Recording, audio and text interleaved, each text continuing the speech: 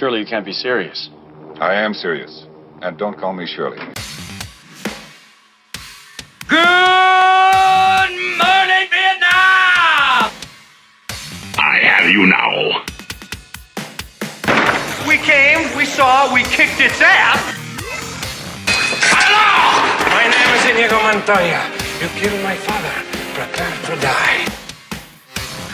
Life moves pretty fast. You don't stop and look around once in a while, you could miss it. My calculations are correct. When this baby hits 88 miles per hour, you're gonna see some serious... You're listening to the 30-something movie podcast. One movie each week, 30 years in the making.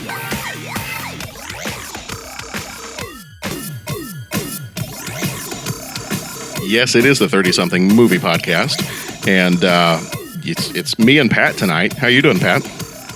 I'm doing good, man. I'm doing good. Hey, I've hung in here. I've hung in. I've seen all the movies for the horror month. I've been in there. I've had opinions. Did. I'm proud of you. I'm proud of myself. Mm-hmm. Was it as bad a month as it felt like it was last year? I think it was fine. I don't think any of this was like hardcore, like horror that really, you know what I'm saying? Like, they weren't really all that scary. Yes. So. Yeah. I feel like we had scarier movies in the last few years or so, especially with like Nightmare on Elm Street and the Poltergeist ones, and some of those are a little bit scarier than I feel like some of these were. Now, I'm trying to think, did we do Poltergeist? We did not do the first one. We did the second one. Remember with the creepy priest?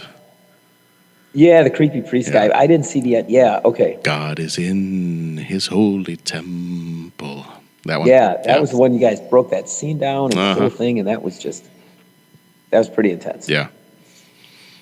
For a movie that's not so great, it has some great scenes. Well, here we are. It's, let's see, when is this? This will be coming out it'll be November 1st, so we will be out of the month of October. Yesterday will have been Halloween.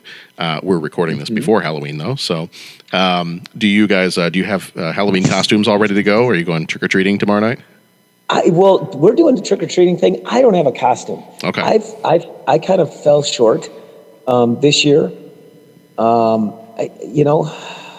You could do. What you could do is you could just do your clothes that you wear for riding your motorcycle, and then just put some sunglasses on, and you're the Terminator. Right. I mean, that would work. Yeah. That would work. The other thing I've seen, which is pretty cool, is it's a decal that goes over your motorcycle helmet, and it looks like the Iron Man. Oh, nice. It looks like the Iron Man. So it's kind of cool when you're going down the road. Okay. It looks like the head of the Iron Man is like looking off the top of your helmet. So, nice. Or the face of Iron Man. And so that's cool. So I could do that and kind of something like that. Be Iron Man. I mean, that would be a good overnight thing. I thought it would be fun after Dunkirk to dress up as like an RAF pilot from the Second World War. There you go. But again, it's like ridiculous amounts of money to get that stuff. So it's like, okay, well, that one kind of fell through. Yeah. So, I don't know. I kind of fell short this year. But the kids are going to go. Daniela is going to be a bat. Dominic is going to be one of the Pokemon. He's going to be nice.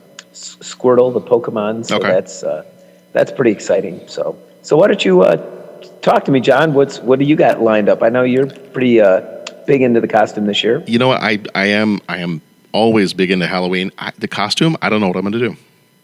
Because I was putting together a costume a little bit more for the comic convention that we go to, the C2E2 in Chicago. Okay. And that costume's almost done. I did finally get the jacket for it. I'm putting together a Rocketeer costume. And I did get the jacket for that one the other day. And so all I'm down to are maybe some boots, and then I actually have to build the rocket pack. And I don't have...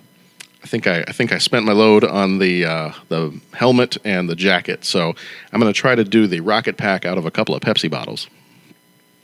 Yeah, so that's easy. Definitely not happening by tomorrow night. So I could either be a grounded Rocketeer that's not going anywhere, or I've got the trusty Jedi robe that I've done for probably the last 2 or 3 years now. I could always do that. Right. And usually I do kind of a big thing for school. I don't know that I'm going to do a big thing for school tomorrow. I think yeah, as you know, family stuff has been a little rough in the last week or so, going to a funeral out of state and all that. So Halloween this year kind of, I don't want to say it snuck up on me, but it's just not, it wasn't a priority this year. We'll put it that way. Right. So I think tomorrow for work is going to be kind of a low-key costume for me. And I might do what I'm thinking of doing is maybe just do like a Superman shirt underneath an unbuttoned like white shirt or something over it. Right. Because I've got the glasses, so I'm like, there's an automatic Clark Kent thing there anyway. So I might just do that. Yeah. But and then the kids are doing.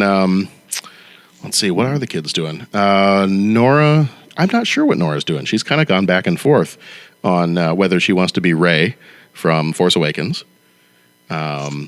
She had at one point in time, she was talking about like a unicorn type costume. So I don't know exactly what she's decided on. John has gone back and forth between being a zombie and then being a football player. Okay. And he might choose zombie football player. I don't know. Why not? I could show him Beetlejuice because we got undead football players in that one. Right. So I'm not quite sure. Not quite sure if everybody's solidified their plans for Halloween costumes just yet, but we do have plans to definitely go out and go trick-or-treating, and John has already surveyed his friends to find out where the houses are that give away the full-size candy bars and stuff like that. Right. So he's already, I think he sat down at his computer, his Chromebook from school. I think he was trying to make up a map of where he wanted to go, talking to his friends about where the best candy bars are. So he's plotting the whole thing out and getting it all figured out. And that's exciting. So that's exciting. Yeah. So that's our thing. And then we usually, as kind of our tradition, we do, I don't know if you ever watched it as a kid. Did you ever watch the Disney, what was it called? Like the Haunted Halloween cartoon special? I think so. Now that you mention it. There was a series of like short Disney cartoons, and it was the one where Donald Duck keeps playing pranks on Huey, Dewey, and Louie, and this witch decides to help them out. And so ultimately she casts a spell on his feet. Okay. And like makes him run around and kick himself and do all kinds of other crazy things. And then there was another Donald Duck one where there's an escaped gorilla and it gets in the house and it's chasing him around. The last one I always remember watching was the skeleton dance. It was from like 1921 or 30, maybe 31, 21, somewhere around there. 20s or 30s. So it's just old black and white with some music playing, and it's all these skeletons come up out of the graves and they start dancing around. Okay. And I think they did a clip from the Legend of Sleepy Hollow, the Ichabod Crane and the Headless Horseman. I think they did a clip from that, and they did a couple of other clips. They did Sword in the Stone, where you had Merlin doing a wizard battle with Mad Madam Mim from the Sword in the Stone movie. So it was just like a series of clips and short, Disney short animated deals. And I just remember checking that either we had the tape or it was on TV or we would check it out from the video store. And I feel like we watched it. It felt like every Halloween. Might not have been every Halloween, but it kind of felt that way. So I've been able to track down all of those videos either on YouTube or somewhere else. And I've kind of made my own little DVD to try to recreate the one that we used to check out from the video store back in the day. So that's the last couple of years. That's kind of been our tradition to watch after we're done trick-or-treating. Oh, that's fun. So we do that. And then a couple of years ago, I don't know if it was last year, but a couple of years ago, the kids, we watched Abbott and Costello Meet Frankenstein. Okay. I know that's one of the ones that you guys have recommended. Yeah, it's a good one. It's a good one. And I did track down, so I've got copies and I tracked down, I did not get a chance to watch them this year, but we'll watch them at some point. Did track down a copy of almost all of the, like the old Universal monster movies. So like Invisible Man, The Mummy, Creature from the Black Lagoon, Dracula, Wolfman, Frankenstein, all those old black and whites with Boris Karloff and Bela Lugosi and all those guys. So I got that at some point in my back pocket to be able to watch, and I'm sure John will want to see those at some point. So, oh yeah, didn't make it for Halloween this year, but we'll get it sometime. Oh yeah. Very cool, man. A couple little traditions here and there that we'll go along with. But taking a bit of a detour from tradition, let's talk about some new stuff. Let's do it, man. I have one story. Otherwise, pretty much everything right now is Marvel and Star Wars, and we've kind of already talked about that. Oh, very, very quickly, let me say, this episode we're talking about the movie Near Dark from 1987, and we may spoil the events of the movies we talk about, so if you don't want to be spoiled, this is just kind of a heads up right now that this we do go into. We might go into plot points, we might give away some stuff, give away the ending of the movie, so just be aware that we spoil stuff. So there it is. Yeah. So the new movie news thing that I saw, and this might have come out before, but I just saw it today. So here's the thing I just saw today. I want to get your take on this because I think you had mentioned that you had watched this show back in the day too. They are in talks to develop, and apparently a script has been completed for a Quantum Leap movie. Really? So I've got from cinemablend.com. This is their article on it, and it says, they talk about now it turns out that a cult favorite actually has a theatrical script already written. Over the weekend, Quantum Leap star Scott Bakula and show creator Donald P. Bellisario got together for a Comic-Con panel where they were asked what the possibility of a reboot was.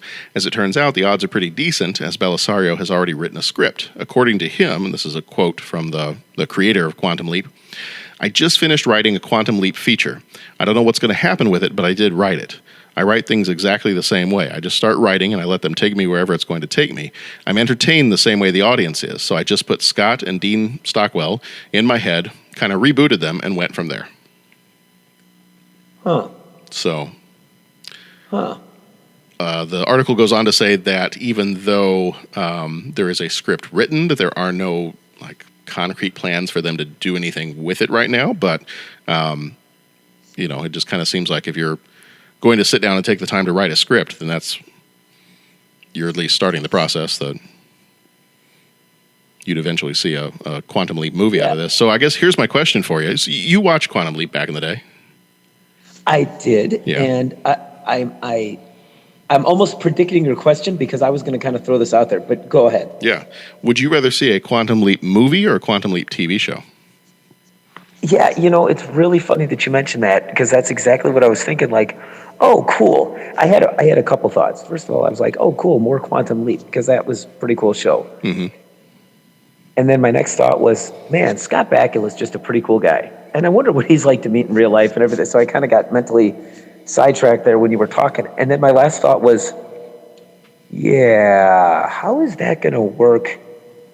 Because it's geared for, he's supposed to jump in these different people. Mm-hmm. So it's kind of it's geared for that weekly, it's going to hit a different, it's going to hit he's going to be part of a different thing each week. You know what I'm saying? It's very episodic. Yes, that's kind of what I'm trying to say. Yeah. Yeah, that was kind of my thing too, was when I first heard that, I thought, oh, a movie.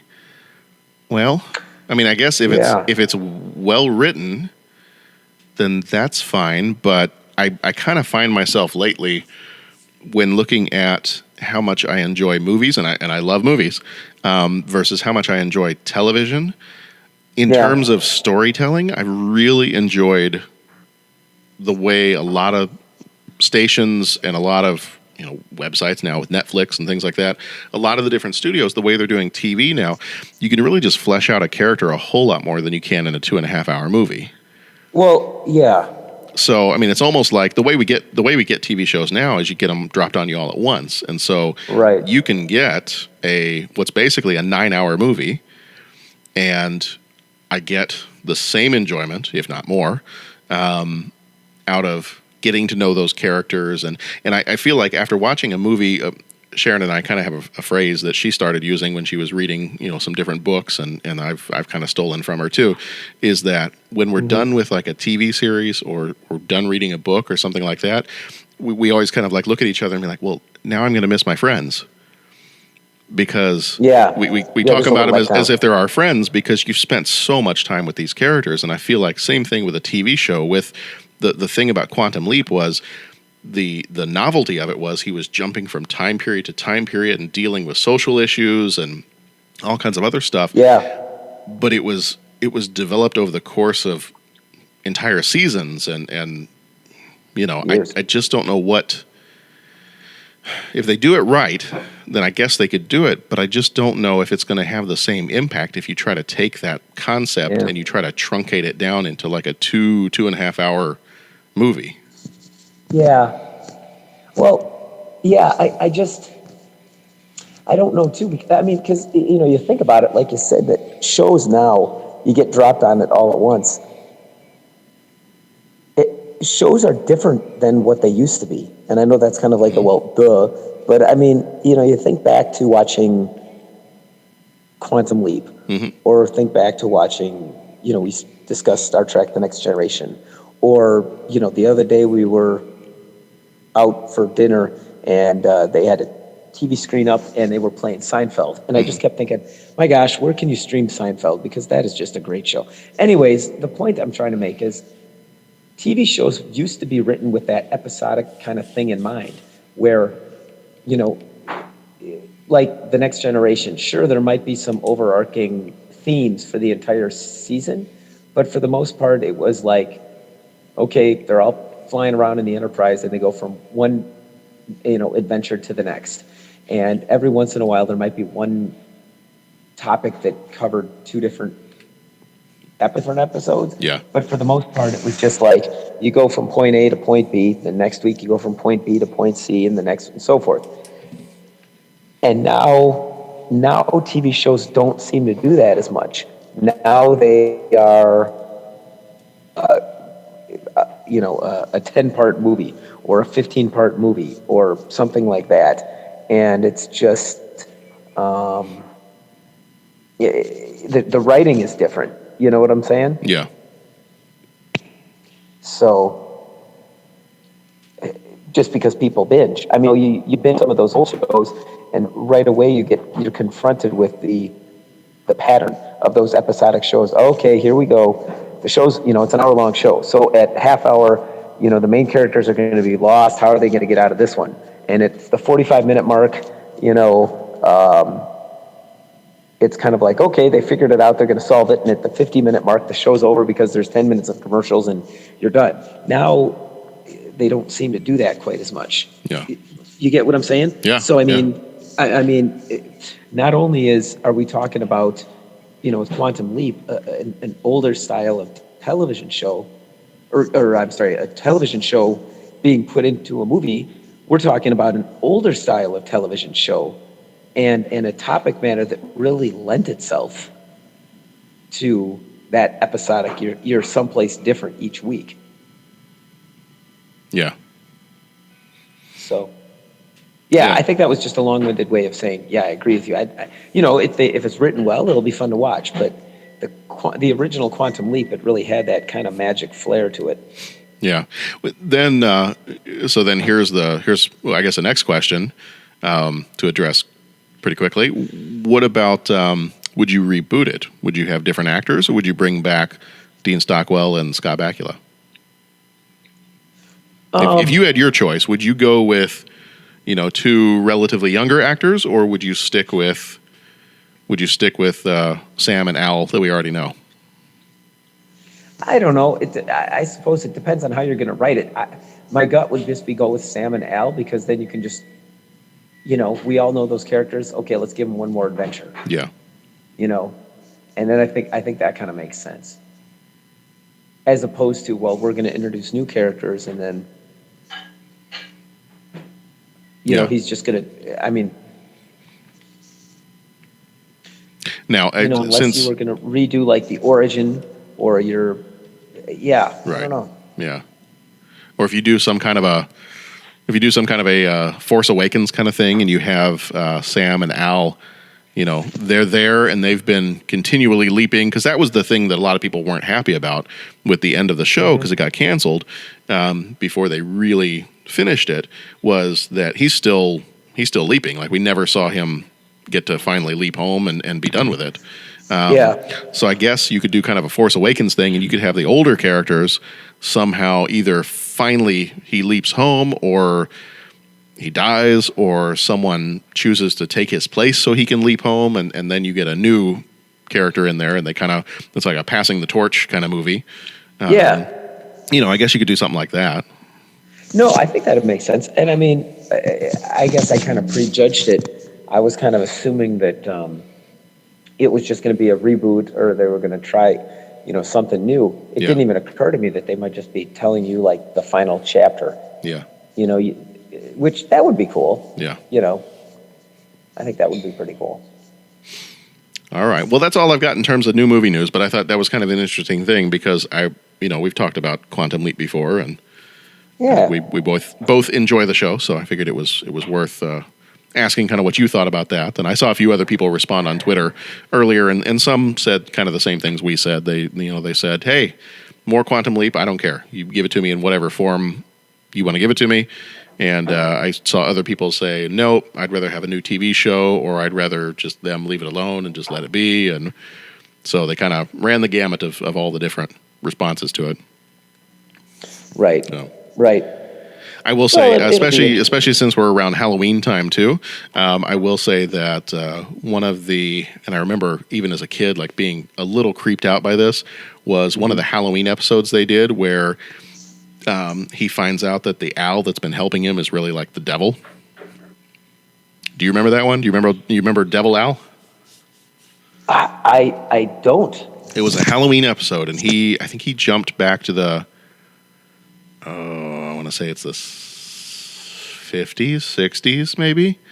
And there's all this like weird stuff going on, and I think there's like a series of murders happening, and you get to a point where all of a sudden Sam realizes that the owl that's been helping him out this entire time hasn't been using Ziggy the computer, and he hasn't walked through any doorways. He just like suddenly appears, and he's got like this, like there are a couple times he has like this weird red glow around his eyes or around his face or whatever, and then there's a point at which the real owl, like a doorway opens up, he steps through it, and he goes, sorry, Sam, something was wrong with Ziggy, and sorry I couldn't get here until just now, but I'm here, and then he like stops and looks at the other owl, and they realize that, okay, something weird and creepy is going on, and then the other owl I think he kind of disappears or whatever, but I remember being a little creeped out by that as a kid. Yeah, I think, my penchant for horror, so I mean, I would definitely get creeped out. I was always creeped out by the one, you remember, where there was like the girl that was traveling through time just to mess things up. They had the evil leapers. Yeah, that was a little scary, because remember she had to like show that, she was being raped by him or something, and so there was that scene where everything was good, and then all of a sudden she scratches her face and starts screaming. I just remember that freaked the heck out of me. Yeah. Yeah, I remember there were a couple. I think there were a few. There was like a series of episodes, not like back to back, but I feel like there were like several over the course of the show. There were several evil leapers that were trying to undo everything that Sam was doing. Right. Yeah. Right.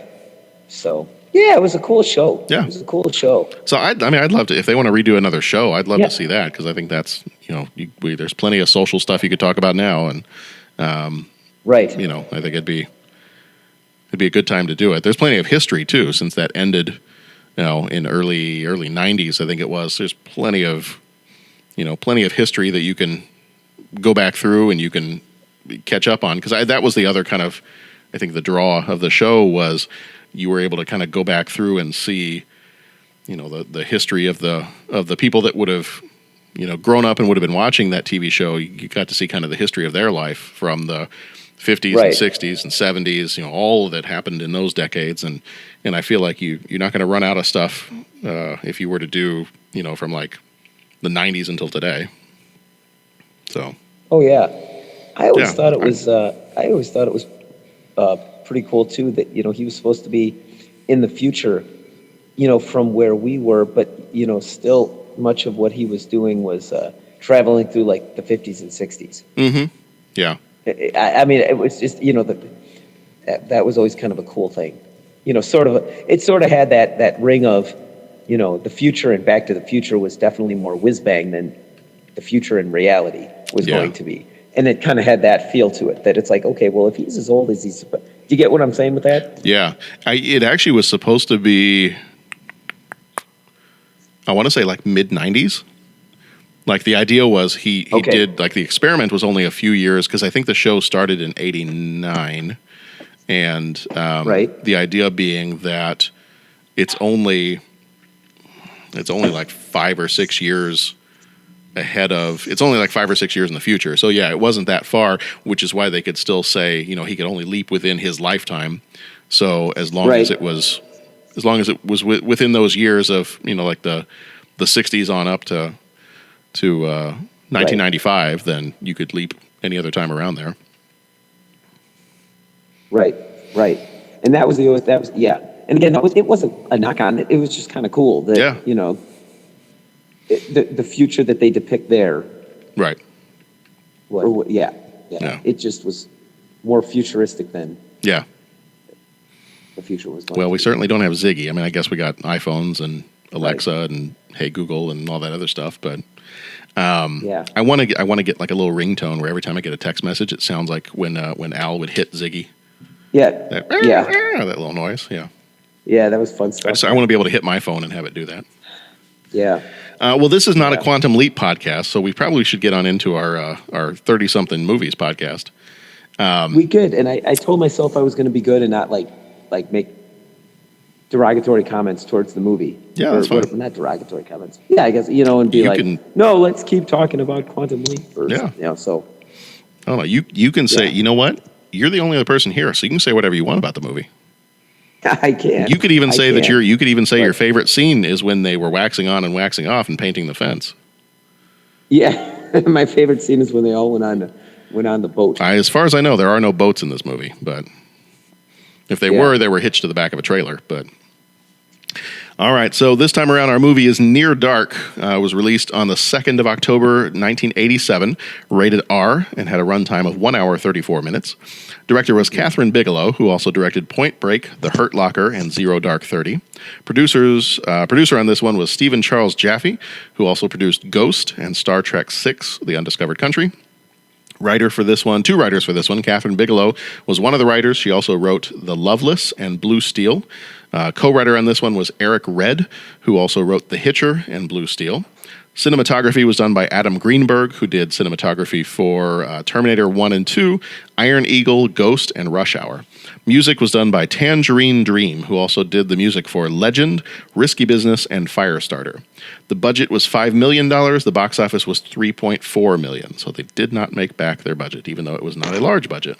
They did not make their money back. Adrian Pazdar. I don't know if you say that, Pazdar. Adrian Pazdar. I'm going to go with that. Played Caleb Colton. He was in Top Gun and the TV show Heroes. He was Nathan Petrelli in Heroes. Jenny Who Wright. was he in Top Gun? In Top Gun, he was, I want to say he's one of the pilots. Okay. I'm going to totally forget which one, but he's one of the pilots, I believe, in Top Gun. One of the ones that I don't think you see very often. Jenny Not Wright. like Hollywood or No. Wolfman or anything, is it? No, not one of those. Yeah, I'll look it up here in a second. I don't remember what his name was. Jenny Wright played May. She was in St. Elmo's Fire and The Lawnmower Man. Lance Henriksen played Jesse Hooker. He was in Aliens, Terminator, and the TV show Millennium. Bill Paxton, who just died earlier this year, I think it was in February, played Severin. He was in Aliens, Apollo 13, and Frailty. Jeanette Goldstein played Diamondback. She was in Terminator 2, Aliens, and Lethal Weapon 2. Tim Thomerson played Loy Colton. He was in Trancers and Iron Eagle. Joshua John Miller played Homer. He was in Halloween 3 and River's Edge. One of your favorite movies, River's Edge. Loved it. Yeah. And Marie Leeds played Sarah Colton, Caleb Colton's younger sister. She was in Beaches and the TV series Beauty and the Beast from I think it was from the 80s. Critics for this one gave it an 88%. Critics really liked this one. And the audience gave it a 74%. So I knew it, man. I'm sorry. I knew it. this totally goes against all of your opinions. Your opinions are now invalid because the critics gave it an 88%. I'm imagining every molecule in my body exploding at the speed of light. There you go. Jonathan Rosenbaum from the Chicago Reader said, quote, "This is on the whole a striking directorial debut, at once scary and erotic, with lots of sidelong touches in the casting, direction, and script."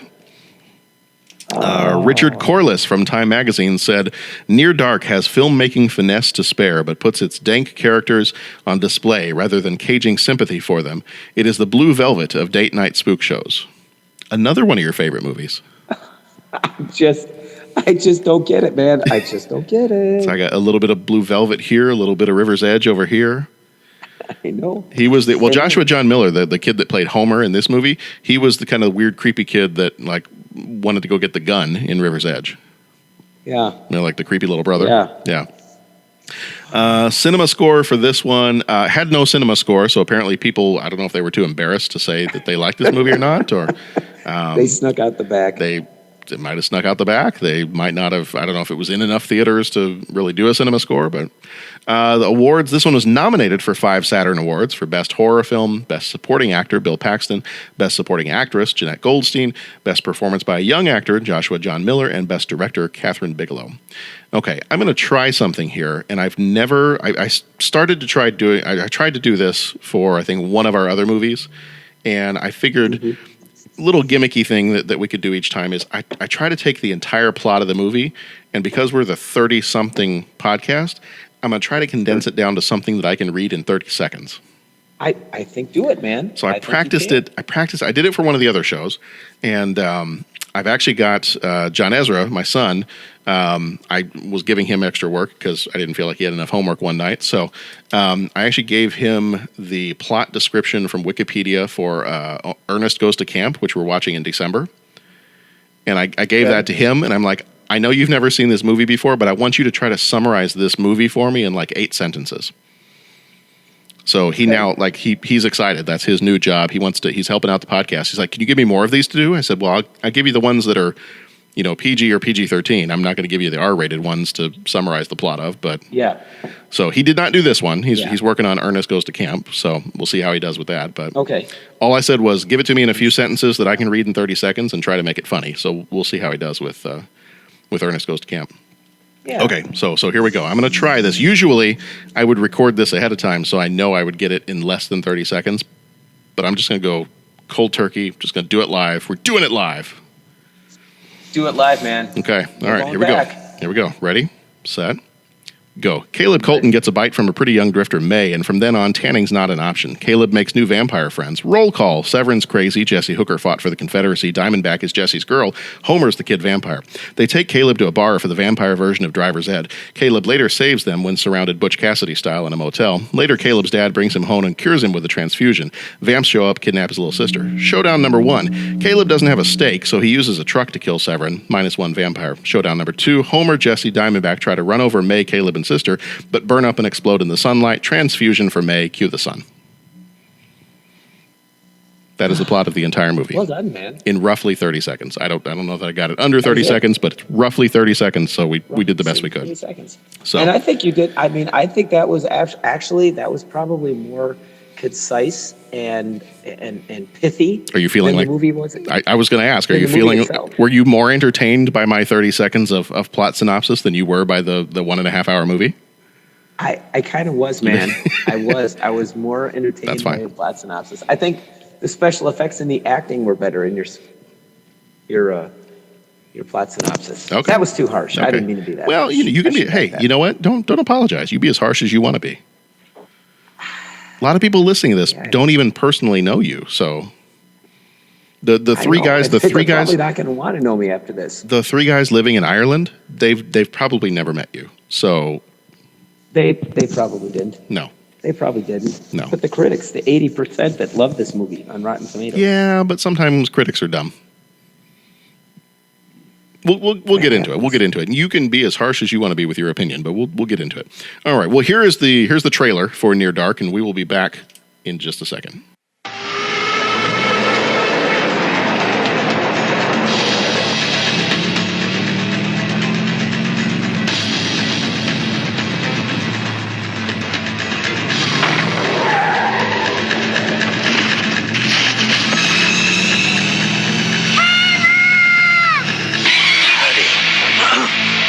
Separate your head from your shoulders. Do it fast. All right. Good times roll. No! You might as well just kill me then, too. Caleb Colton no longer belongs to our world. We give him a week, see if we can call him one of us. He belongs to hers. But you have to learn to kill. He belongs to theirs. I want to kill. He makes you kill tonight.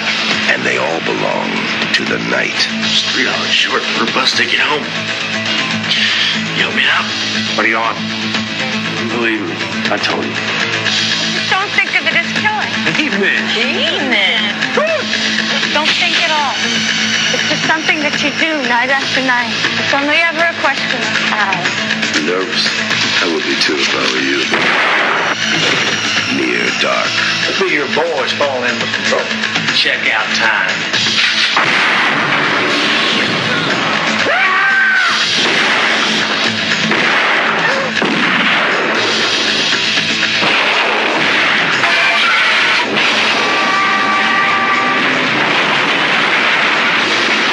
Yourself some time, son. God damn, this is my family. Let it go.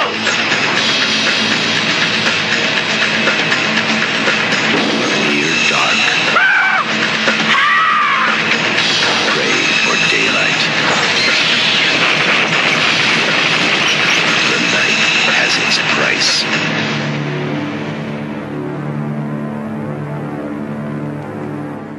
So there were a couple things that I saw for this movie. Are you singing the trailer song? I was just kind of riffing my own, but you know, I don't want to. The trailer. I don't want to break your flow, man.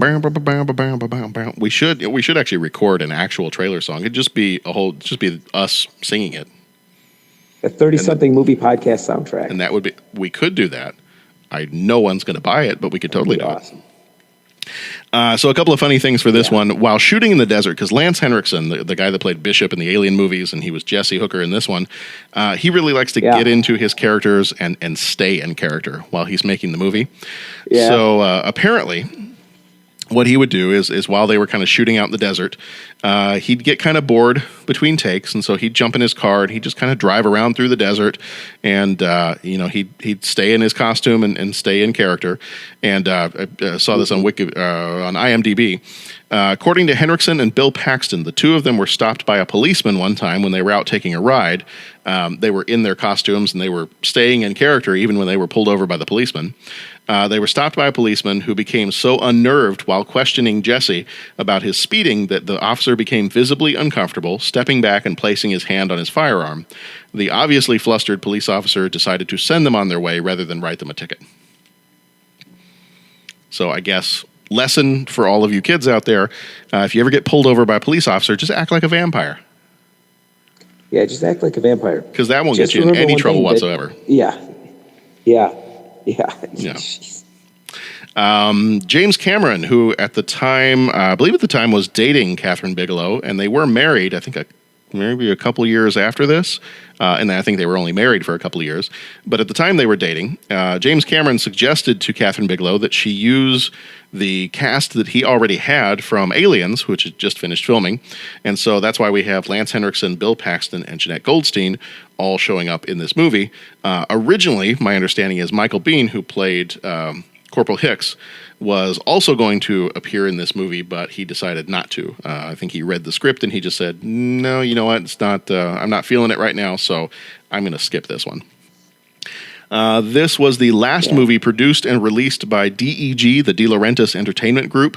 Dino De Laurentiis, who had done like the Conan movies and some of those others. Studio went bankrupt around this time, so this was the last movie that they did. As a result, because they went bankrupt, the film did not get the publicity that it needed during its release at the end of the year in 1987, which a lot of people kind of they say that contributed to its box office failure because of that. So. In terms of background, that's all I've got for this one. So let's just jump right on into the movie. I believe for both of us, this was the first time we'd ever seen it. Yeah. Okay. That is the first time. Okay. From the tone of your voice, I'm getting that this is the first and last time. Well, maybe tell me what you thought, Pat. Let's pretend, Pat, you're on the couch right now. Let's pretend that you're on the couch and I'm your movie psychiatrist. Pat, how does this movie make you feel? Yes. You know what? I just don't get it. I'm sorry. I tried, and you know what? I was going to try to be like nice and polite and everything like that, and then I heard about the critics' score for this particular film, and I don't know. I just don't get it. It just, all these movies that the critics are like, just going nuts about, that they're just incredible. I just was struck. It just seemed a little, a little rough. It was a little rough. It wasn't quite polished. As you told me earlier, it didn't do it for you. Yeah, like quote Spaceballs. It just didn't do it for me. Yeah. There was some stuff that maybe they could have edited out to make it flow a little quicker. What would you have taken out? Maybe, and I've thought about this because we talked about it a little bit today, and I really made an effort. I made an effort to try and find, okay, well, what would I do differently?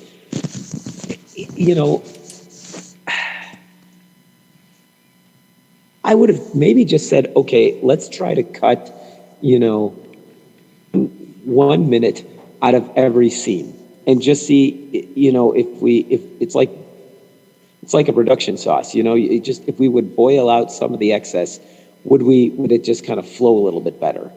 Okay. I wish I could be more specific than that, but there really wasn't anything specific that I'm just like, well, I really don't like that, or that's not very good. But it's just too much, just too many notes. Yeah. How about this? I'm quoting Amadeus now. Right. Exactly. Yeah. How about this? Did you ever watch the show Big Brother? I off and on a little bit, not much.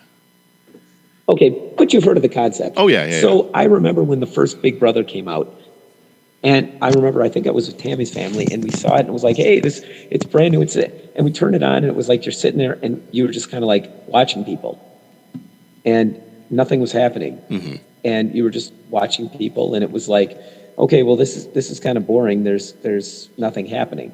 And then later on, they realized, okay, well, reality TV still has to be like, scripted and controlled and all that kind of stuff. So suddenly the reality, quote unquote, reality TV, you had a little bit more pizzazz because they trimmed out all the kind of excess stuff where that was just people going about their day to day.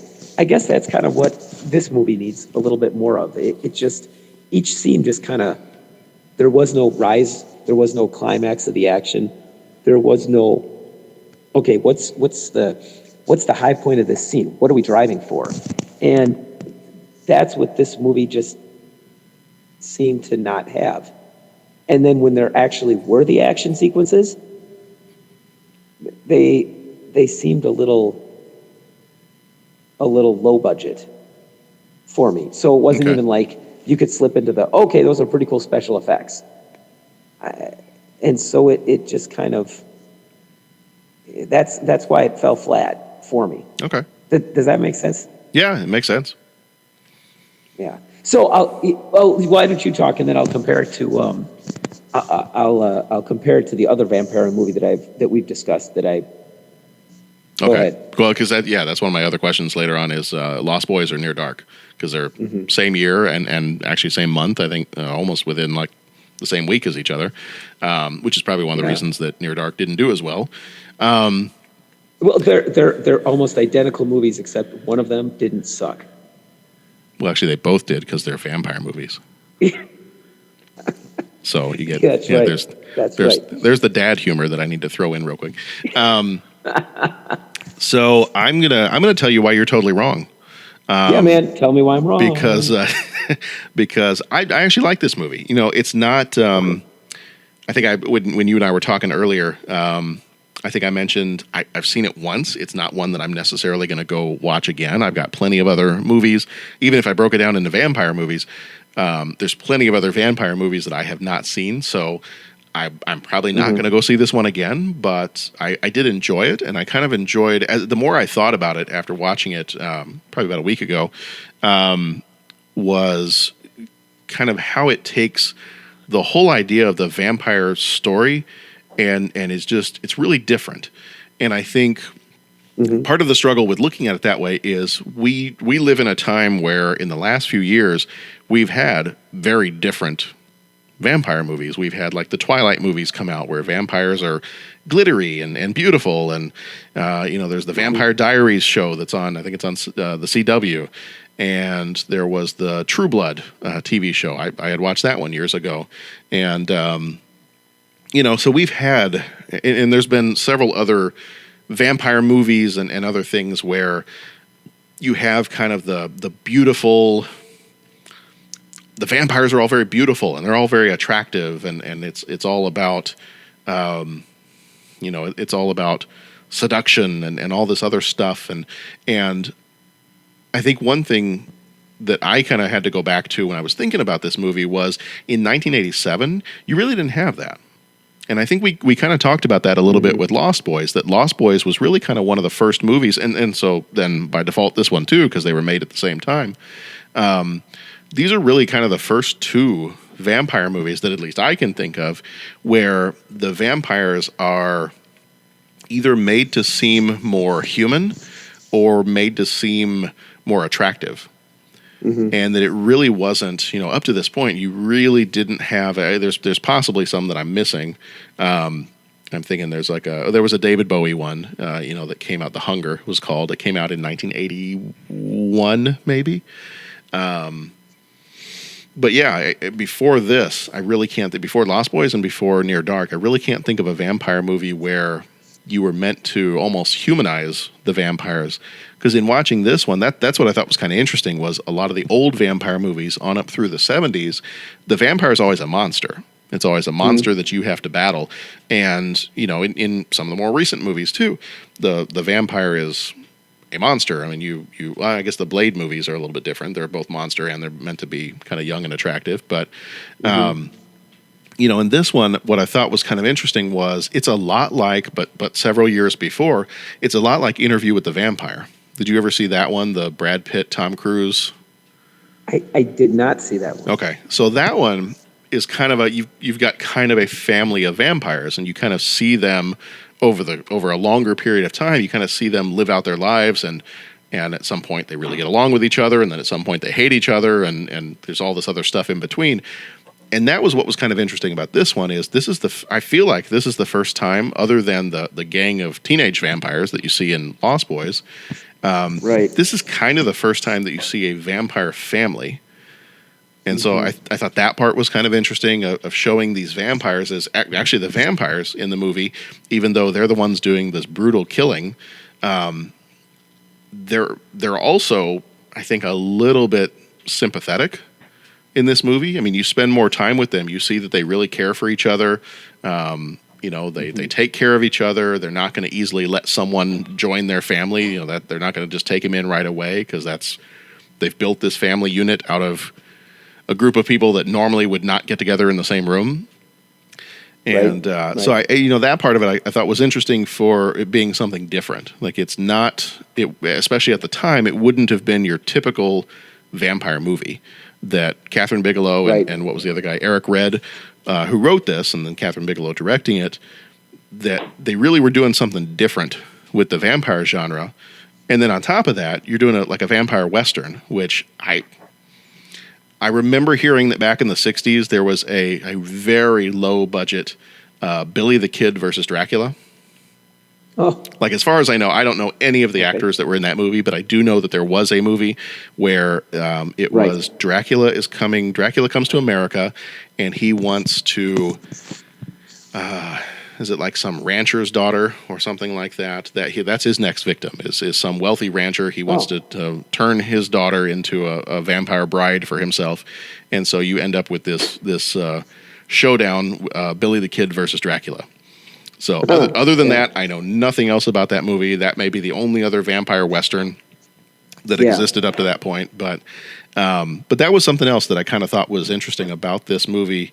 was the kind of mixture of the two genres. You don't get a lot of horror Western, I don't feel like. Right. Right. And so that I thought that was kind of cool too, because it's very, I don't remember if they ever say. Do they ever say that this takes place in Oklahoma? Because that is where it's supposed to be. Not that I know of. Okay. I mean, you get the sense that it's a southern town, that it's a very small town. So, I mean, you get all that stuff. And I think one of the reasons that I liked this movie, and I liked, even though it might not have the same action as, say, Lost Boys or some of the others, and it definitely didn't have the humor. That's one place where I think Lost Boys, the action and the humor in Lost Boys, that's where I think that totally blows this movie out of the water. But this movie, it was kind of it really kind of captured the small town southern feel to it. And that's something that there's an author that I like. I have read most of his short stories. Larry Brown is his name. And he writes about small town southern life. Half of his stories probably start with, some guy hopping in his car with a, warm 6-pack of beer in the passenger seat next to him. And then he's going to go off and, I don't know, just have some warm beer, typical warm beer southern night, and go see his friends. And there's not a whole lot necessarily that happens action wise in those stories, but it's just kind of a little slice of life, get to know this person. And I kind of feel like that this movie did that part very well. I feel like I know these characters better than I knew the characters. I keep comparing this to Lost Boys because I know we're going to get to that here in just a second, but I feel like I know these characters better than I know the characters in Lost Boys. So I liked its southern flavor to it. I liked that they were doing something different with the vampire genre, because I'm a big fan of vampire movies. I think I mentioned it once before. Like as a 8th grader, I was writing my own vampire novel, and I would go down to the bookstore and I'd pull the vampire books off the shelf, and I'd sit there and just read them for a really long time and read up as much as I could on, all about vampires and vampire lore and all that other stuff. So this one to me was interesting because of the way they kind of changed that, was that vampires were different. They weren't monsters. Although they did monstrous things, they just seemed like normal people. And they seemed like, if you take the Western side of things, they seem like a band of gunslingers.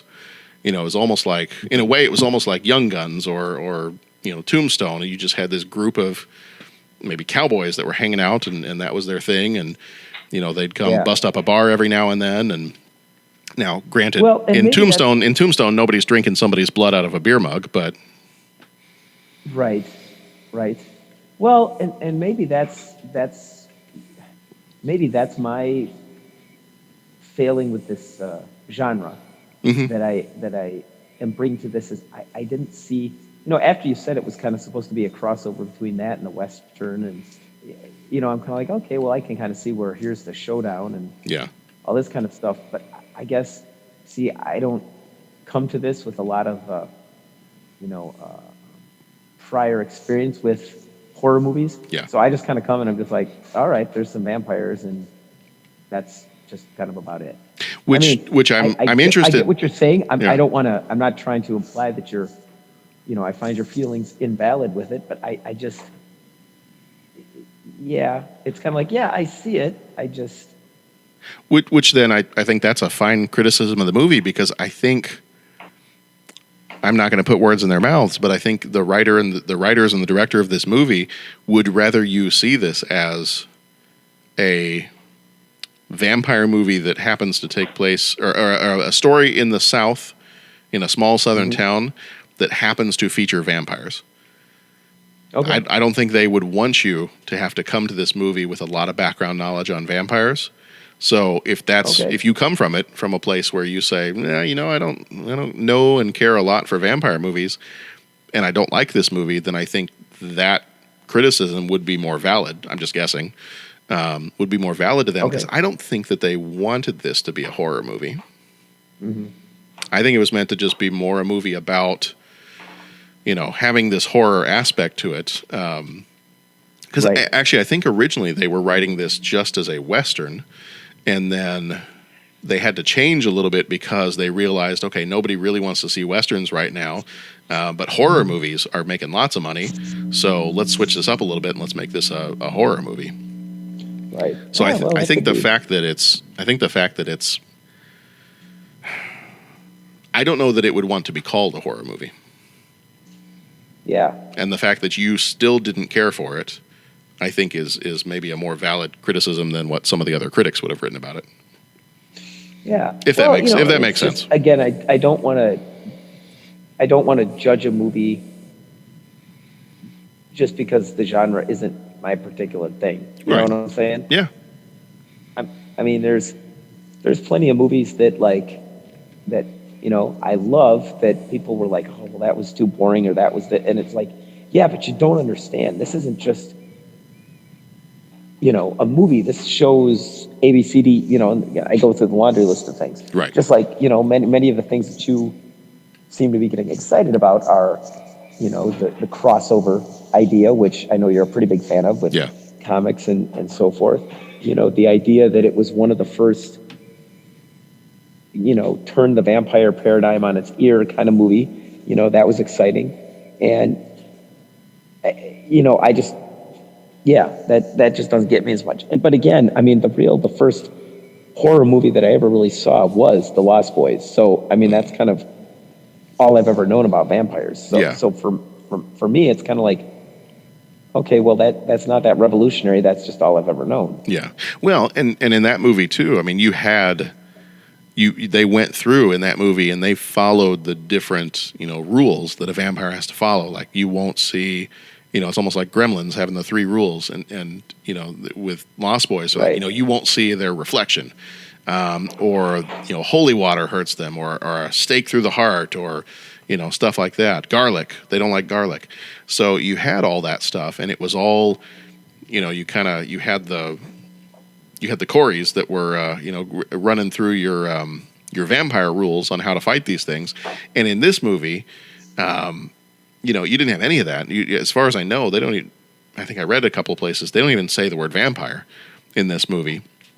And the other thing that I thought was kind of cool about this one is, and I was waiting for it because I don't think I ever saw it at any point in this movie.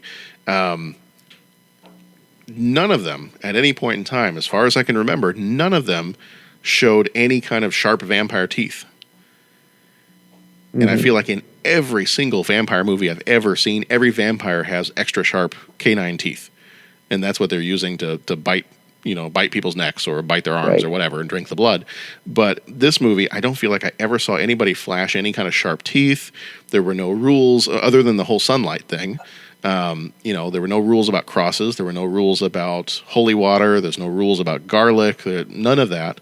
And I thought that was kind of interesting that they would kind of take that approach of if they weren't supernaturally strong and if they didn't start to burst into flames around sunlight, I mean, you'd almost look at this movie and not even think that they're vampires at all.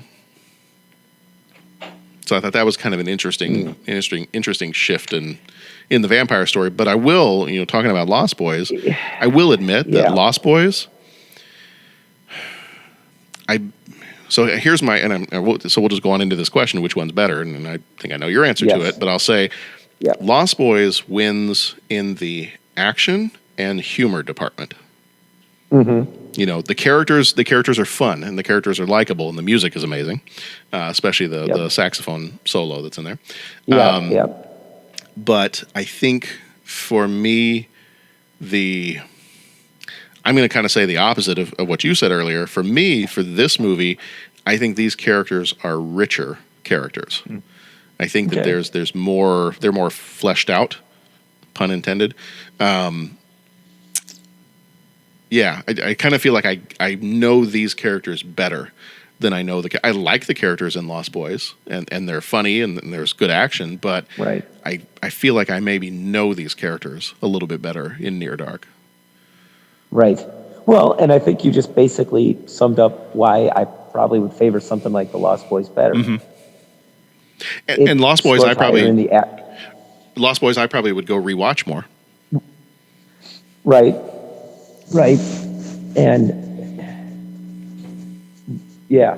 And I think that's it. I mean, the thing I remember about that movie, the action, the humor, the motorcycle scene, and the great music, you know, didn't have it. So I'm kind of like, the draw for me just isn't quite there as much. Yeah. So. Yeah. Yeah, this makes me think about when somebody asked a question, I think on Twitter a while back, and it was, I'm trying to think of how they worded it, what is the best Indiana Jones movie? And I had a hard time with that one. Because there's a difference between, depending on what you're thinking of as best, there's the one that I think is the better quality movie overall, and then there's the one that I have more fun watching. Right. And I have a really hard time picking between the two. If I had to, when that question got asked, I was like, okay, well, crap. Right. All right. Raiders of the Lost Ark, to me, is the better overall quality movie. The one that I will go rewatch more often will be Last Crusade. Right. Because that one to me is just, it's more fun. Raiders, I think, is a better movie. Last Crusade, still a great movie, but just maybe a little bit more fun, so I'll rewatch that one more often. And that's what I kind of think about these movies is overall quality-wise, I think Near Dark is maybe a better movie. I will go rewatch Lost Boys more often because it's maybe a little bit more fun. So that's where I'm at. Yeah. No, I'd buy that. I'd buy that for $1. You buy that for $1? Okay. Yeah. Well, yeah. I've got nothing else. I mean, you know, I can't. Yeah, I really can't. I can't bash the movie or find fault with things. It just, you know, there wasn't anything real like, oh, that totally grossed me out, or the suspense was so horrible. I'm not going to sleep for a year. You know, I can't watch this. Right. Was there were there any scenes that jumped out at you and you were like, oh, that was awesome? Well, it's funny. I liked the kid vampire.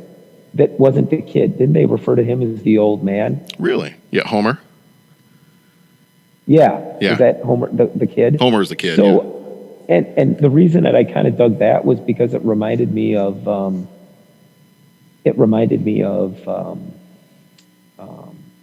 the Highlander. Do you remember the Highlander TV series? Yeah. Did you ever see the one where the kid showed up, but he was like 6,000 years old or something? Yes. Yeah, it made me think of that, and it was like, you know, they kind of went down that particular rabbit hole, and it was like, oh yeah, what happens if, you know, as an immortal, which I'm going to pause 10 seconds here so anyone that's watching the Highlander TV series can fast forward so that I don't spoil it. Dun dun dun. Dun, dun, dun, dun, dun, dun, dun, dun. This is your spoiler music. Avoid the spoiler music. Avoid the spoiler. Okay. All right. It's kind of like the Noid from Domino's. Yeah. Man, avoid the Noid. Avoid the Noid. I remember that. Do you remember they even had like an Avoid the Noid video game? Yes. Yeah. Yeah, I do. I think I rented that one time. The irony was I would have rented it in the town that we lived in Texas.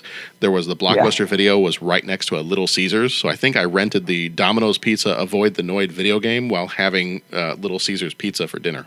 That is outstanding. If either Domino's or Little Caesars would like to sponsor the podcast, please let us know. You can get in touch with us by calling 872-356-6843. There you go. Yeah, we will podcast for pizza, and absolutely. Dennis might even show up then. Dennis will show up. You can pay us in pizza. We don't really care. But okay, so enough time. People can now be spoiled. Yeah. But there was that cool episode where, you know, the kid was he appeared as a kid, but they're like, yeah, better avoid him because he was like 6,000 years old or something, or 10 million years old or whatever the heck it was. Yeah. And he had just been turned into an immortal as a kid. So he never got to grow up for being a kid, but in reality, he was, you know, he'd been alive for 5,000 years. So that's kind of I kind of got a little gist of that in this movie, and it was kind of like, oh, that was kind of cool. Yeah. But yeah, none of the other scenes, and that was kind of the thing. Like the big fight scenes, it didn't. I mean, it wasn't like there was some big choreographed fight. It wasn't like there was, huge special effects where, they lift an entire town up and have it come crashing to earth like the Avengers or something like that. Yeah. Everything just kind of flatlined for me. I mean, I hate to keep repeating that, but that was nothing else really stood out as, oh wow, that was awesome. Yeah. Yeah, I've got a couple of scenes. I think in particular, the scene at the bar, and that a part of that is just Bill Paxton, and just he just totally chews up the scene that he's. I mean, it's almost like you've got if you dropped, if you pulled Hudson out of Aliens and dropped him in here and made him a vampire, it's pretty much the same kind of attitude and the same kind of like larger than life character. So I did like that whole scene in the bar. That was kind of fun, and then just kind of the tension of that whole scene, because they're trying to get Caleb to kill someone. They're trying to push him into fully giving up his humanity and coming over to be a vampire, and then another part where they take like you said, they take the vampire paradigm and they flip it over was. When Bill Paxton's character, Severin, when he's about to go bite the one guy's neck and he stops and he's like, man, I hate it when they haven't shaved. Mm-hmm. And I was like, I actually laughed out loud at that part because I was like, you know what? That probably would bother a vampire. Right. I've never thought of it before, but that probably would bother a vampire, because most times in like the old Dracula movies, they're always, biting the neck of some woman, or nobody ever comments on that part, but that's his first thing is, I hate it when they haven't shaved. Right. So I did appreciate that part. I did like some of the other little comments that they would make here and there, like when they're talking to Jesse, when they're talking to Lance Henriksen's character, and Caleb asks him, how old are you? And he goes, let's put it this way, I fought for the South. Yeah, that was fun. We lost. Yeah. And they reference the time they were in Chicago and they started a fire. Right. I was like, okay, right. That's kind of cool. That's kind of cool throwing that stuff in there. And so I will say, before we wrap up, the one thing that I don't know that I was a huge fan of in the movie, and I think I've heard this from other people who like this movie as well, is the ending. The ending. I'm not sure that I get it. Especially if it's kind of the idea of the Western, where they walk off into the sunset. At the end of the Western, when the good guy has won, walking off into the sunset after the showdown. But I don't know, the whole idea of the happy ending for everybody. That a vampire could be. I thought it was unique that you could have a vampire, be unvampified through a blood transfusion. But then at the same time, that kind of takes away that kind of takes away some of the creepiness of getting turned into a vampire in the first place. Is that's supposed to be a permanent thing that once you go down that path, you can't undo. Right. And I thought it was interesting. It was a unique way of, handling how you were going to save these characters. But at the same time, I was like, that's kind of some of the horror factor of a vampire is once you get turned, there's no going back. It's like the same thing with zombies. Once you get bitten, you're done for. Right. Like there's not a way of fixing this. So I don't know if I cared for that, the way everybody got cured and how it was a happy ending at the end. Don't know that I cared for that part so much, but other than that, the rest of the movie is fine with me. So yeah, that's kind of my take on it. Well, yeah, no, I get what you're saying, and it did seem relatively. And I think I even had to ask you when the dad was saving him, and I'm just like, there was kind of that montage scene, sort of like Star Trek 3 Search for Spock, where there's just them with their eyes shut and they're playing the dramatic music, and suddenly Spock's good again. Yeah. It was kind of like that. It just kind of had the montage of the dad hooking him up, and I was kind of like, did I miss something? Did they do anything in particular to get him to be unvampified? Yeah. Or unvampified? That works too. Or did they just kind of, suspend your disbelief and this is what they did? Yeah. So, yeah, and that was for me, that was just kind of what happened with the scenes. Like, each scene just kind of, I've said, other times I've said it just plodded along or just kind of happened. Whereas in Lost Boys, there was, every scene kind of drove to a point. And again, this is going to tell you what I like in movies, comedy and action. But like,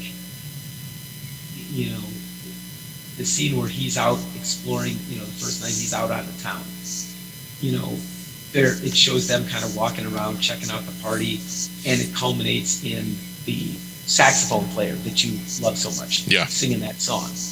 And then, you get the scene where the kid's walking around the comic book shop. Well, what was that point? Well, that was supposed to bring in some of the Goonies feel, where he meets the Frog Brothers. And so you've got some comedy. Okay, well, that scene had a point. Or not a point, because I get how in what did we just do? In Near Dark, the scenes had points to them, but it never drove to a climax. Yeah. Whereas in Lost Boys, there would be a point to the scene, but it would drive to a climax. He goes to pick up the girl, and he runs into the vampire gang, and what's the climax of that scene? The bike chase. Yeah. Okay. Well, what does that lead to? All right. Well, then that leads to him starting to be indoctrinated into the vampire lore. Yeah. Right. Yeah. Okay. So there was an ebb and a flow. It wasn't just like, okay, now we're over here, now we're over here, and now there's chasing, and now there's eerie music, and so I get where you're coming from, where certain of the ideas were, fleshed out, and certain of the ideas were, oh wow, I never thought of it that way. But for me, it was just kind of like I could have this on in the background, and I didn't feel like I was missing that much. Yeah. Yeah. So. Fair enough. All right. Well, so I think overall we're split this time around. Pat not so keen on this one. I'm totally fine with it, and so I would recommend it to somebody who maybe enjoys the vampire genre and wants to see something maybe a little bit different. But keep in mind, if you're going to watch this movie, that this was something different at the beginning of the shift, I think, that we're kind of in now, where the vampires are more glamorous and attractive, and we're kind of humanizing the vampires in a lot of vampire stories today. So like your Twilight and your True Blood and stuff like that. I think that's where we're at now, but I think that shift probably started with these movies, with like Lost Boys that we did earlier this year, and then Near Dark. So if you're a fan of vampire movies and you do go to watch this one, just keep in mind that this is when that concept was fairly new. So don't go into it being like, oh man, I'm a total vampire fan and I love, Twilight and Vampire Diaries, and this is going to be exactly like that. It's not. So I'll just give you a heads up. If that's what you're looking for, just remember this movie came out 30 years ago. So this would have been kind of the start of maybe the modern trend of vampire movies. If you're not a vampire movie fan, maybe give it a pass. Yeah,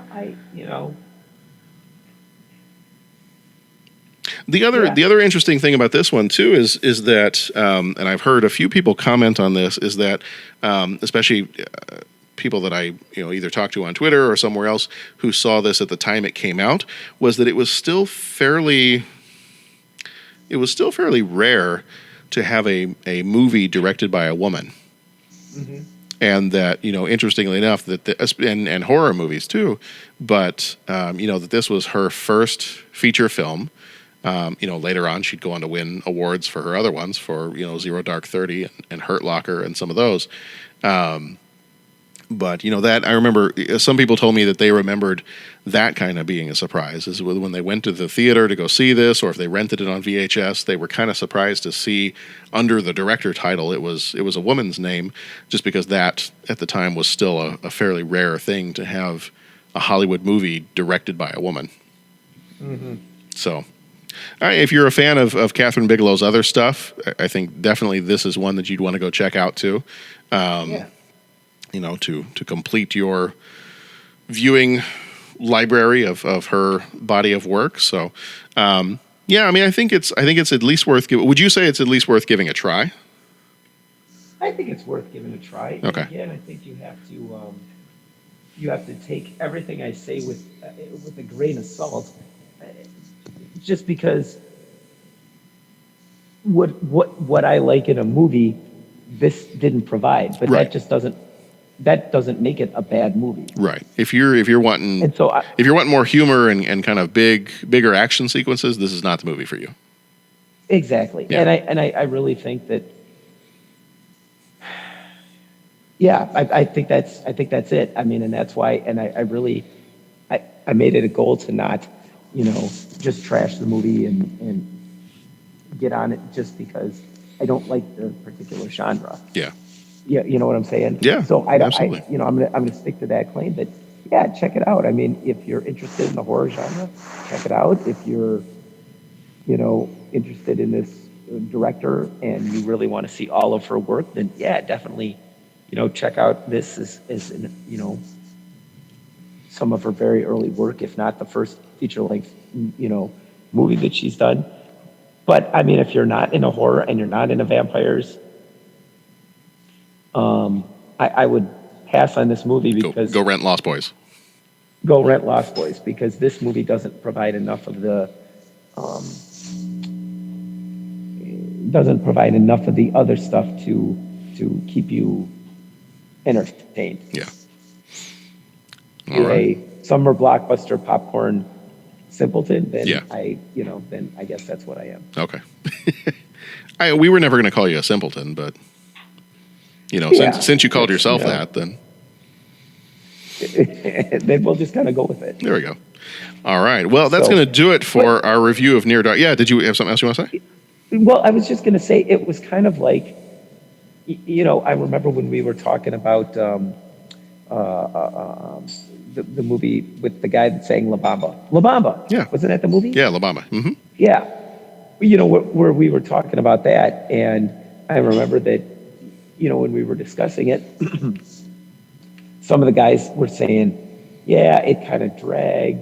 It didn't quite have as much pizzazz as I wanted. There was a little too much character development, and I came at that from the other angle, and I just said, oh, this is awesome. I want more. I think it's a 2-hour movie. I want it to be an 8-hour movie. Yeah. I want it to go more in depth. This was awesome. And I think it's what the topic matter is, and where some people are coming at it saying, okay, well, I'm not into the topic matter on its own, so this movie has to do something a little bit over and above to really suck me in. Yeah. Whereas I'm like, man, I'm in. This is cool. This is an historical musical figure. This guy was, I don't need a hook. I don't need to get sucked in. I'm already into it.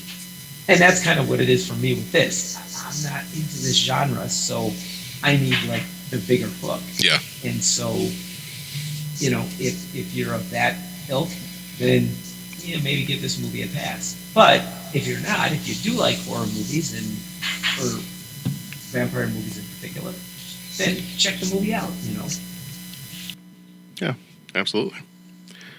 All right. Well, I think that's going to do it for Near Dark for us. You can hit us up next month when we are in our month of money movies. Money. So episodes 160 through about probably like 164 will be the month of November, and we're going to be looking at Wall Street, The Secret of My Success. That's a good one. Wall Street, The Secret of My Success, Baby Boom, Can't Buy Me Love, and hopefully, my fingers are crossed, hopefully we can finish out the month with a very positive review of Justice League. Oh, that comes out in November, huh? It comes out November 17th. We got 2 weeks. Oh my gosh. So 2 weeks. 2 weeks. Dude, that's the same day Longmire, the final Yes, season it of is. Longmire comes out. Yes, it is. So, my fingers crossed that we can have a positive review for that one. But we'll probably do that one last in the month just to give everybody a figure. Like over the week of Thanksgiving, people might go see movies and give everybody a chance to see if they get a chance to go see it or not. And then we'll probably throw that one out there right at the very end of November. And then December, it got to December and I just had no clue. I was trying to make up categories for each of the months for our movies, and I did a pretty good job for the first 11 months. And then it just reached a point where I was like, you know what? I got all these movies left, and for the life of me, I can't come up with a theme that ties these movies together. So December is just called our leftovers month. Mm-hmm. And because you got to finish your leftovers before the end of the year. So, So in the month of December, and a couple of these are going to be, actually a lot of these are going to be really fun. The month of December, we are doing Fatal Attraction. Okay. I think, if I imagine we're probably all going to go see this, we're going to do The Disaster Artist. Oh. So, dude, was that you telling me that you're hearing kids in the hall going, "Oh, hey, Mark"? Oh, hey, Mark. Yeah. Yeah, we work at a middle school. There's no reason why middle school kids should know anything about that movie. Yeah. But yeah, when I heard it outside my office, I remember one day I heard, "Oh, hey, Mark." And just the way he said it, I'm like, you know what? I don't care if his friend's name really is Mark. Just the way he said that, the tone of voice, the inflection, everything, he has to know what he's saying. He has to know what movie that's from. So, yeah, that's just wrong. So our second movie in December is going to be The Disaster Artist, because I imagine we'll all go see it. And then next one after that, Ernest Goes to Camp. Mm-hmm. Another fun one. Number one, I think about episode 168 or so, will be Throw Mama from the Train. Okay. Another fun one. Haven't seen that one in a while. And we will end the year off on a strong point. Our last movie for 2017 will be Star Wars: The Last Jedi. Oh my gosh. So 2017 is just a banner year for movies. Oh, I know. So what do we start off with? We started off with like Logan. Oh my Lord. I'm gonna go back to my list of the movies we did at the beginning of the year. Yet February, I think the kids and I did a Lego Batman movie episode, and then in March we talked about Logan, and then you had Guardians of the Galaxy 2. You had the new Alien movie, which is not as good as I wanted it to be. You had Wonder Woman, and then you've got, and the ones that I still have not had a chance to see that I would really like to see in the theater. It has come out and has gotten some pretty good reviews. War for Planet of the Apes. War for Planet of the Apes I did not get to see in the theater, but it's out on video now, so I'm going to go check that one out. Blade Runner 2049, I'd still like to see that one in the theater. And Thor Ragnarok just came out this last weekend. It's coming out this weekend. So that one's coming out this weekend. Then you've got hopefully Justice League will be about good. that? Have you seen the Rotten Tomatoes on Ragnarok? No, I haven't. I originally some of the first reviews that I heard were pretty positive, and then there was like a whole slew of reviews that I heard that were not so positive. I'm actually going to Rotten Tomatoes right now. Rotten Tomatoes actually gives it a 96%. 96%. Wow. I know. I saw that. Even if you switch over to top critics, so sometimes these are the most well-known critics, the ones that maybe they're more professional. I'm quote fingers here. They're the more professional critics. Even if you switch it over to top critics, it's still 88%. Yeah. So, yeah, I'll be curious to see that one because it looks like fun just from that first trailer. When you see, he's in the arena and you see the Hulk, you just bust through that door and just, yes, I know him. He's a friend from work. Right. Yeah.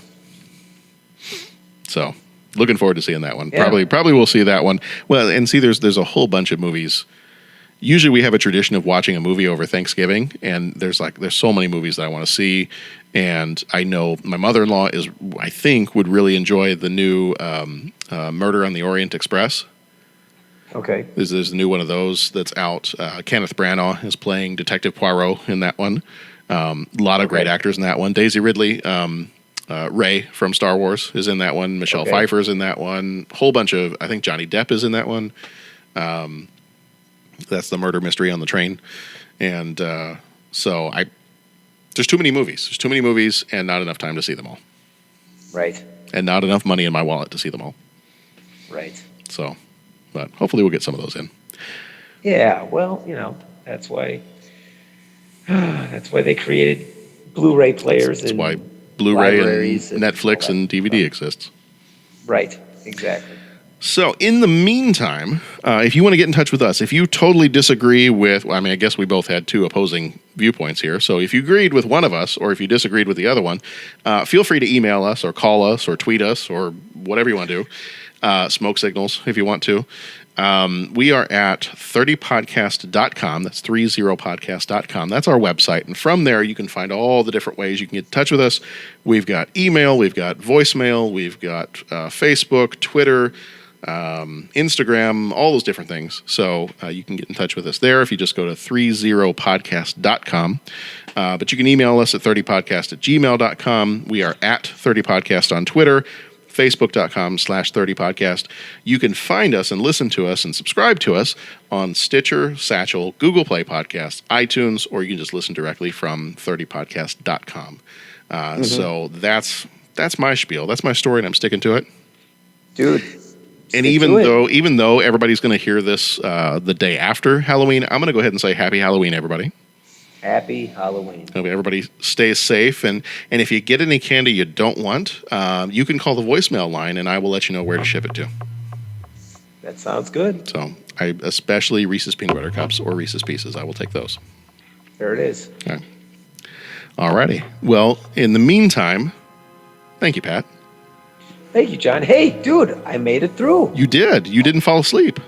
I know. When you said that today, that was like command performance when you're like, dude, I think it just might be you and me tonight. I'm like, oh man, I can't fall asleep. It's like, then you're going to have to stay awake. I mean, I could, pardon the pun, I can vamp and I can keep going here without you, but eventually I'm going to have to stop asking rhetorical questions and I'm going to have to start doing my Pat Canigallo impersonation.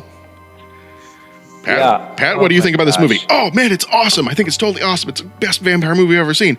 And then, My Pat impersonation is not quite as good as Dennis's. I think Dennis has it down pretty well. Yeah, Dennis just has impersonations down pretty well. Yeah. I will say for the listening audience, for those who have been listening to us for like the entire time we've been on, if you remember back to when we did the Howard the Duck episode and how much Dennis hates Howard the Duck, I played a little prank on him. I was using his room the other night when we had kind of a evening party at the middle school. And some students were there. It's like a lock-in. It's kind of like a lock-in without being locked in. And I was using Dennis's classroom to show a movie. So it's kind of a room where, like, if the kids get overwhelmed by all the noise and everything else going on, they can just come sit in here, watch a movie for a couple minutes, and then go back out. And so I was using his classroom and had his computer in front of me on the desk. And before I left at the end of the night, I switched his desktop background to be Howard the Duck. Yeah. And I did get a text message from him, something to the effect that I place a curse on you. When he got there the next morning and opened up his computer, and it happened to be that Howard the Duck was staring him in the face. So I made sure it was just Howard the Duck and not the bathroom scene, because I don't want anybody to get fired. Yes, that's what we do. That's what we don't do on work. Yeah, I'm all for the good-natured prank, but I don't want anybody to get in trouble. So, in the meantime, Pat, I will probably see you tomorrow. But in the meantime, we will see you all back here next week for Wall Street. And yes, you know what? Be excellent to each other and go watch some good movies. That sounds good. All right, we'll see you all next time for Wall Street.